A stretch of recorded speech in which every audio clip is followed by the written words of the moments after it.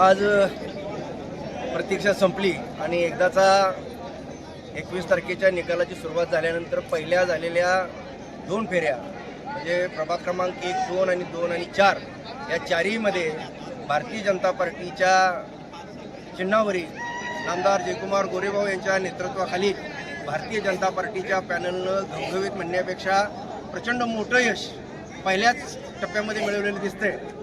भारतीय जनता पार्टीचे चारही नगरसेवक पदाचे उमेदवार काही 500, काही 400, काही 250 एवढ्या मोठ्या फरकानं जिथं सांगितलं जात होतं की खूप टशन आहे, परंतु टशन न राहता अगदी एकतर्फी विजय या ठिकाणी मिळवलेला आहे। मसवडची जनता या निकालातून एक दिसून येतं की मसवडची जनता शुद्ध आहे।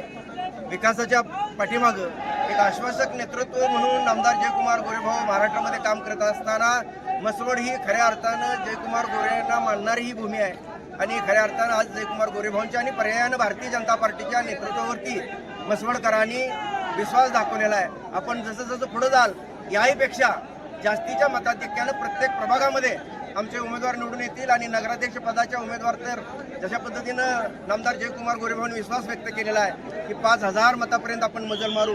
मला वाटत नाही की त्यापेक्षा आपण कमी असू, कदाचित त्याही पुढे जाऊन या ठिकाणी आपला विजय झालेला असेल। मी सर्वच विजयी उमेदवारांचं अभिनंदन करतो आणि ज्या कार्यकर्त्यांनी मेहनत घेतली, खास करून नामदार जयकुमार गोरेभाऊंनी ज्या पद्धतीची व्यूहरचना, ज्या पद्धतीचा प्रचार आणि ज्या पद्धतीचं नियोजन केलं आणि त्या नियोजनाचा भाग म्हणून खास करून शेखरभाऊ गोरे यांचं या ठिकाणी विशेष आभार मानले पाहिजेत। त्यांनी यावेळी या निवडणुकीमध्ये पाठिंबा देऊन एक प्रकारची रंगत आणली आणि मोठ्या प्रमाणावरती आजचा हा जो विजय दिसतोय तो त्याचंच फलित आहे असं म्हणावं लागेल। धन्यवाद।